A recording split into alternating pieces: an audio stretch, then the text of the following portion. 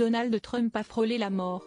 Alors qu'il était en meeting dans la ville de Butler, en Pennsylvanie, l'homme politique de 78 ans, qui est en campagne pour l'élection présidentielle aux États-Unis, a été victime d'une tentative d'assassinat.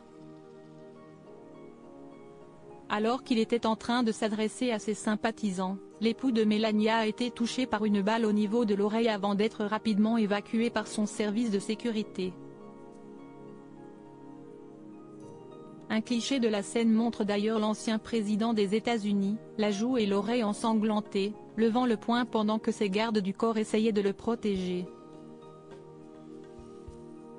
Une image forte sur laquelle Donald Trump est revenu lors d'un entretien accordé au New York Post, ce dimanche 14 juillet. Beaucoup de gens disent que c'est la photo la plus emblématique qu'il ait jamais vue, a-t-il affirmé, avant d'ajouter « Ils ont raison et je ne suis pas mort ».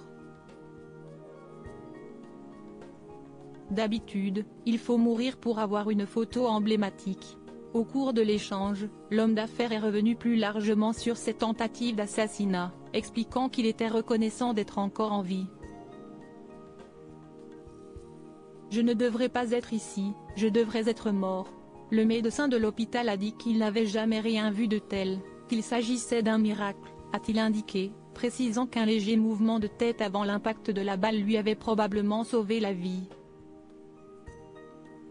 Par chance ou par Dieu, beaucoup de gens disent que c'est par Dieu que je suis encore là, a-t-il ajouté.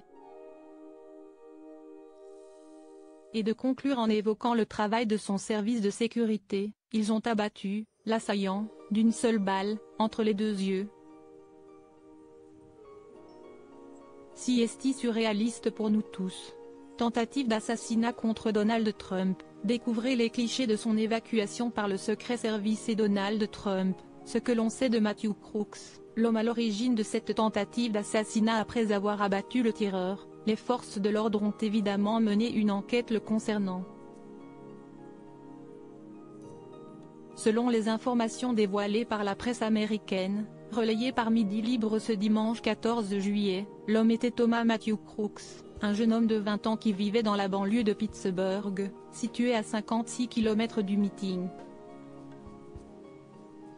Le FBI a identifié Thomas Matthew Crooks, 20 ans, de Bessel Park, Pennsylvanie, comme étant l'individu impliqué dans la tentative d'assassinat de l'ex-président Donald Trump le 13 juillet à Butler, Pennsylvanie, a affirmé le FBI dans un communiqué cité par la NBC. Pour le moment, on ne sait toujours pas quelles sont les raisons qui l'ont motivé à réaliser un tel acte. Article écrit en collaboration avec 6 médias. Crédit photo, Zoom Presse Best Image.